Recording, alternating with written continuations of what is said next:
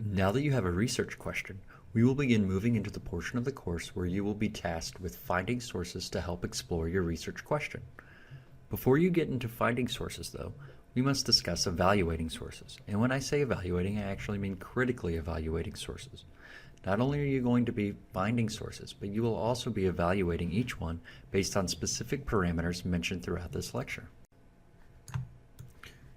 Before getting into specific evaluation criteria, we first need to talk about why you need critical evaluation skills.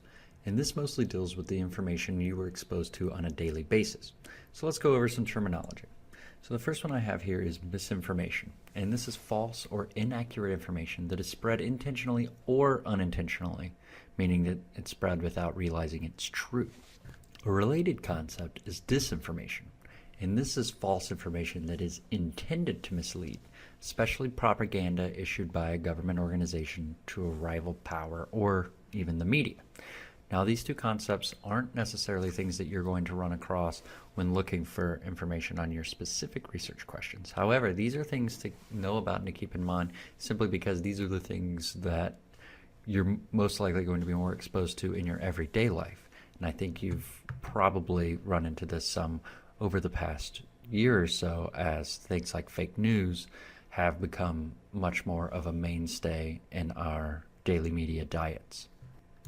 So here's a graphic that tries to provide a continuum of types of false information. So this is saying that disinformation is a deliberate lie to mislead, whereas misinformation can go all the way to just a very honest mistake. But you'll see in the middle there's definitely some overlap.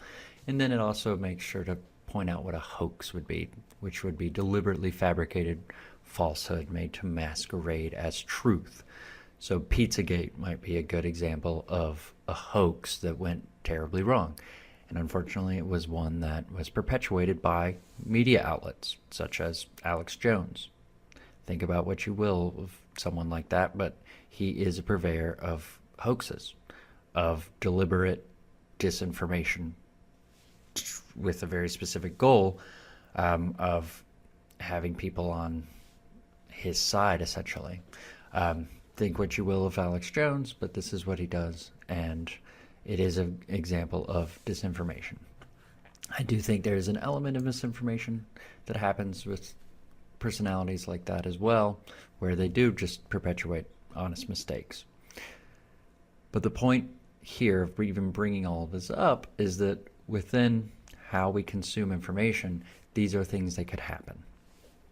And knowing disinformation, misinformation, and really just knowing that there is a goal of disseminating all information, and that within that there can be levels of dishonesty that you have to be aware of, and that you have to be able to critically evaluate for truth, really, but definitely for credibility and reliability and verifiability. That's really what you're looking for. And when you're looking at information in that scope or with that lens, you're sort of already building in a critical eye to where you're more likely to question something and consider perhaps this is dis and or misinformation. This was an example of disinformation that I used earlier on in the semester, I think in one of the first or second lectures. And this was one where someone had obviously made this on Photoshop or whatever program they used and disseminated it. And so it was purposefully meant to disinform people about what Donald Trump may have said about Republican voters. I think in the in the lecture that I brought this up, it took a quick search through our holdings of People magazine to find out that he never said this, and he certainly didn't say it as a quote in People magazine. So it was very easily debunked. But this is an example of some really quick, easy, cheap way of making basically a fake news item or a fake meme or just a piece of non-true information, so fake, false information, and disseminating it very quickly and easily through social media. Here's another example of politicized disinformation that actually comes from the other side of the political spectrum, where this is a graphic that, again, would have been very easily made and very easily disseminated over social media that's telling people in Pennsylvania that you can actually vote online by using hashtags on Twitter or Facebook, which hopefully you all know that that isn't true. You cannot vote via Twitter. You certainly couldn't vote by typing Hillary in with the hashtag presidential election on November 8th between 7 a.m. and 9 p.m. And I cringe to think of how many people may have actually done this. I hope it is zero. But this is another example that it is an infographic piece of information that it's deliberately meant to disinform someone. So you can't vote online. That isn't a thing yet in America. You certainly can't vote on Twitter, but this is encouraging people to do so. Not only is it encouraging people, but this is specifically targeting Hillary Clinton voters. So it could be a very attractive thing to an uninformed person to not have to go wait in line to vote, but rather vote online. And so this is just another example of disinformation. And the problem is that the person that made this did it intentionally. But what could happen is that this gets on somebody's Facebook feed. Somebody says, oh, great, look, you can vote online. And then that person starts sharing it. And that's when it becomes, for that person, just misinformation. So that person is misinformed, and they're sharing it could perpetuate that other people becoming misinformed. So you can kind of see back to that spectrum from the earlier slide where disinformation really can lead to just honest misinformation. And so it's really, it's something that you have to be aware of, and that's where critical evaluation comes in handy. And here's an example of how published disinformation can actually get very dangerous. There was a book published in 1968 called Who's Who in CIA, and it was published in East Berlin by a person named Julius Mader, who is a writer employed by the East German military publishing house. And let's remember in 1968, who was our adversary of the Cold War at the time. And so there was a lot of espionage going on between the USSR and the US. And what this book did is it attempted to identify 3,000 or so active US CIA agents, and was modeled after Who's Who guides, which were popular published guides of people within fields of study, within certain countries, different stuff. So it made it look like it was some sort of legitimate publication. The problem with it, however, despite the fact that it was trying to name names of agents who probably wanted some secrecy or even demanded secrecy depending on their jobs, the problem other than that was that over half of the names in there were not CIA agents, but other various diplomats. I mean, there were some really famous names. I think Lyndon Johnson's name was in there, for example. He was the president, but he certainly wasn't a CIA agent. And so the CIA responded with this by assisting a journalist, this person named John Barron, to kind of publish a foil of the same thing called KGB, The Secret Work of Soviet Agents, which published the names of over 1,600 alleged KGB agents. And then in 1975, the CIA station chief Richard Welch was assassinated in Greece. He had been outed as an agent in this book. Now, did this book tell exactly the assassins who this person was and how to find him and all that good stuff? Probably not. However, this is a book that named a name that was eventually murdered or assassinated for the sake of being a CIA agent. And so you can see how something like this published document that may have some actual information, but we know has lots of deliberate disinformation, can lead to some really dire circumstances. Now, this is a pretty extreme example of the use of propaganda and disinformation and how it can get out of hand. However, you can hopefully see that based on the motivations of those that create and disseminate disinformation, there can be some really heavy stakes. And in the past year, what we've seen with the proliferation of disinformation, misinformation, fake news, whatever you want to call it, is it's messing up our democratic voting systems. It's messing up how we think about candidates. or at least in my opinion, it's definitely helping to divide our ideologies. At least it's a contributor. And so being able to look at information with a critical eye hopefully can make you see the motivations behind what information you're seeing, and that can help lead to a more responsible use of information, and especially in the realm of sharing information. And here's an example of how easy it is to make something that is simply not true. So do you think the president tweeted, "LIBR101 has been failing for years. I and I alone can fix the mess. Sad." No, he probably didn't. Why would he? He has no idea what LIBR101 is. He has no reason to know what it is. I made this. And I just made it to show how easy it is to make it look like the president might have tweeted something like this. And there's lots of different mechanisms for just making fake things, whether it be a fake news item, a fake tweet, a fake meme. It's all information, and it can all be used to make people believe something that isn't true. So I did this mostly just to show how easy it is. However, I also want to encourage you to know how to do things that are a little bit more deceptive, because knowing how to make something like this might make it even easier for you to recognize when someone else has made something like this. So obviously, this is a big red flag. You can tell right away Mr. Trump isn't going to be writing about LIBR101. So I obviously made this. But how did I make it? Well, for extra credit, if whoever posts in the discussion board first with directions on how to make a fake tweet, you'll get some extra points, maybe about 3 or 4 extra points. And if you figure out how to do it, so if someone posts it and then you want to make your own based on those directions, do so. I'll give you a little bit of extra credit just for making a fake tweet. And it doesn't have to be from the president. It could be from a celebrity. It could be from somebody. Just don't make it mean. Make it funny, or fun even, and just see where it goes. Again, this is really just to give you an idea of how easy it is to make something that could then be used to disinform or to misinform someone.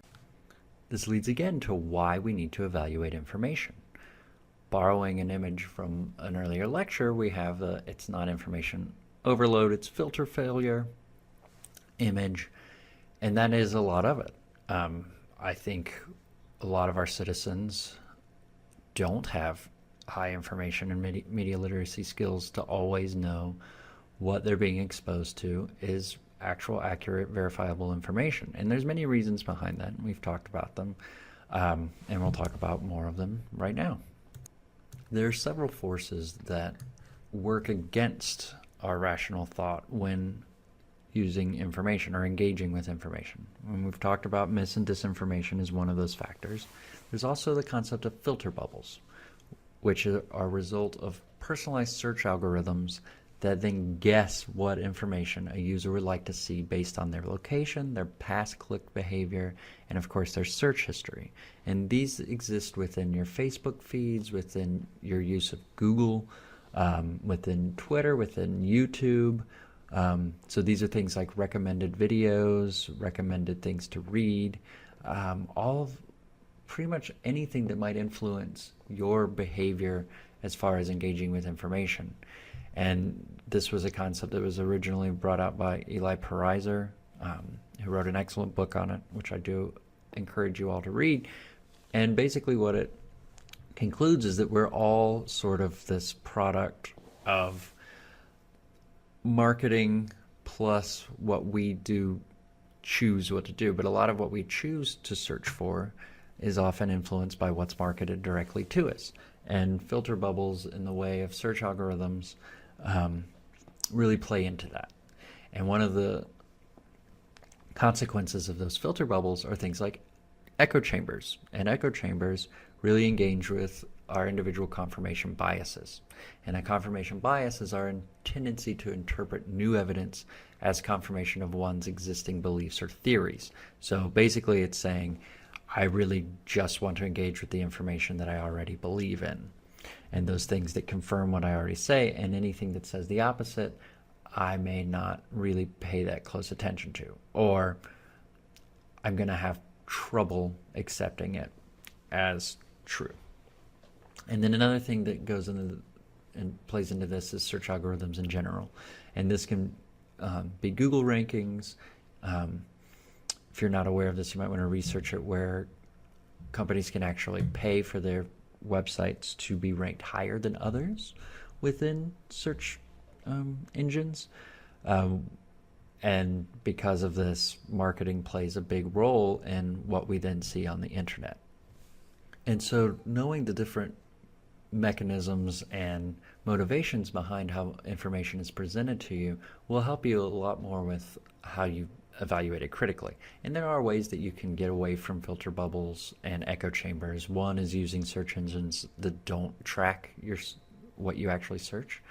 Google tracks everything, but you could use something like DuckDuckGo that would actually that doesn't track your searching. And there are also measures that you can take yourself to move away from echo chambers. One is by following more diverse sets of news sites. So not just following Fox News, but also follow CNN. See what they're saying about the same things. And so those are ways to just sort of disentangle yourself from echo chambers if you feel like that's a problem. So now that we've established why we want to evaluate information based on real-world scenarios, now let's talk about what to evaluate. And what you're going to focus on evaluating for this class are elements like authorship, intent, credibility or reliability, sort of the same thing here, and then currency and coverage. Authorship refers to the people that are responsible for the content that you're evaluating. So who wrote it? What are the author's credentials? What degrees do they have? Where have they worked? What is it that gives them expertise on the thing that they're talking about? What is the author's reputation in their field? Are they a high-level PhD, tenured faculty? Are they someone that's been disbarred if they're a lawyer? Or they're someone whose credentials have been stripped if they're in the medical profession? If so, that might influence how you think about the piece that you're writing about. Most of the time, though, the reputation will be reflected by their degrees in the field and their overall success within whatever it is that they do. I've mentioned educational background, what degrees they hold. Make sure if they are a degree holder that that degree is at least somewhat relatable to the thing that they're written about. Most likely it will be directly in the field, but every now and then you'll run into something where you're like, why is this chemist writing about something in psychology? I don't know. But for the most part, the degree should match up with the content of what they're writing about. And then in the case where there isn't an actual named author for something that you're writing, think about what organization is sponsoring or publishing the information. This can be really relevant when looking at items from websites, for example. So there's lots of good information on websites that don't have an actual one person that is responsible, but rather the organization. So think of things like the Census Bureau, for example, that produces a ton of information, or Pew, the Pew Research Foundation. There may not actually be an author, but there will be something that has sponsored or published the information. And think about the intent behind that, which is what we'll look at momentarily. Intent. And this can also refer to the objectivity within content that you're evaluating. So this makes you think about what is the purpose of the source. And in relation to sources that may not have an actual author, but rather an organization author, what is the sponsoring organization's mission? What is the goals? What are the overall goals of publishing this information? Then you can think about whether or not the source appears to be biased. So do they use bias or charged language within it? And if you're looking at analytical pieces like opinion pieces, there would definitely be some bias depending on what it is that they're talking about. Then you can also think about things like whether or not there's a intention to promote a specific perspective or agenda. This is definitely true for analytical pieces like op-eds. Is the topic viewed from multiple perspectives? We've talked about this a little bit in earlier lectures where some papers, even research papers, but certainly news items, can be very one-sided. Is that an objective way to present information? Probably not. But again, thinking about intent will give you some ideas of how you want to evaluate that. And if it lacks multiple perspectives, that's fine depending on how you're using it. If you're trying to use it as a representation of an objective piece and a reader were to come back and say, hey, this was a very one-sided opinion piece, you might be in a little bit of trouble of citing it that way.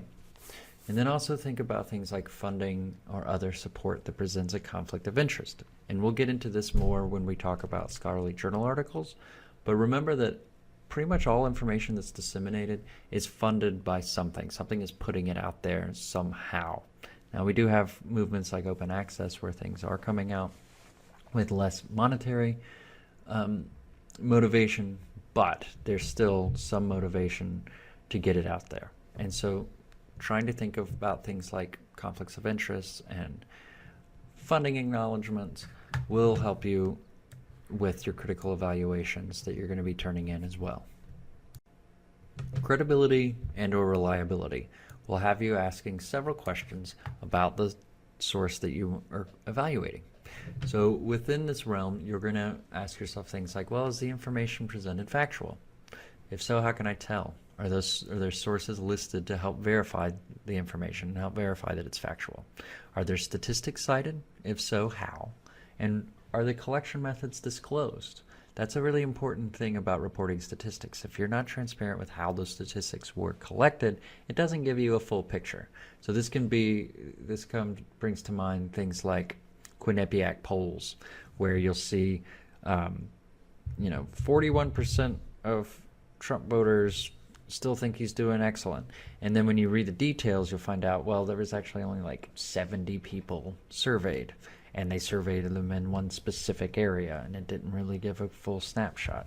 I'm not saying that's a specific example, but it is an example of how the lack of transparency for things like statistics can really kind of muddy your actual picture of what's being reported as to whether or not it's a real snapshot of truth or not. And then things like, are there obvious numerous typos or misspellings? That can really, poor writing and bad editing can really diminish the reliability and credibility of a source. This definitely comes into play with online news sources. If you're seeing numerous misspellings and typos, it makes it very hard to trust that they're actually disseminating reliable information. And then currency, we've talked about this a bit. It really just refers to when an item was published. So is there a publication date? Is there a last updated date? This is an issue for web sources for sure. If you don't know when this information was written, it makes it harder for it to really be reliable. How recent are the sources that are cited? This is a big thing within scholarly publishing. I recently went to a library conference where a person was doing a talk on collaborative workspaces, and she kept citing these articles from Dewey, who's the guy that came up with the Dewey Decimal System, and was a very famous librarian. But she was citing these articles from 1933 about collaborative workspaces, and the whole time I was thinking, how is this the only research that you've gathered on this? I guarantee you there's more recent research on library collaborative workspaces. And it really diminished her reliability, and it wound up being a quite awful talk that I walked out on because I wasn't learning anything from it. And so that was a situation where the sources that this person used really reflected poorly on their ability to present information in a reliable way. So this then can lead to, is the information up to date enough for the topic you're researching? And finally, coverage. And this contains some of the most important questions about the sources that you're going to use. The first one being, is the information provided relevant to your research? If it isn't, I don't want you to use it. I really want you to just find sources that really do help explore the research question that you've come up with. And you do that by justifying its relevance. And so that does require you to really make key connections between the source you find and the research question that you're exploring. Other elements of coverage refer to what time period is covered. This goes a little bit beyond currency and just talks more about the actual content of the source and what it covers within it. If the time period is relevant to what you're talking about, then it's a relevant source most likely. If it isn't, if they're talking about a time period that just doesn't relate anymore to what you're trying to do, then it might not be as relevant. You might want to rethink its usefulness to your research question. And then also thinking about things like who's the intended audience. And that really just helps with differentiating when and why you might use, say, a popularly written source versus a scholarly written source. And so just to wrap up, I do want to leave you with one question to ponder, and that is, what is an information source that you deem reliable or credible? This can be a news source, this could be a magazine. If you're really into scholarly literature, maybe there's a particular journal that you like. So tell me about one information source that you deem reliable or credible. And what makes you believe that source to be reliable? What is it about their content that you like and makes you want to trust what it is that they publish? And with that, I will end this lecture. Thank you.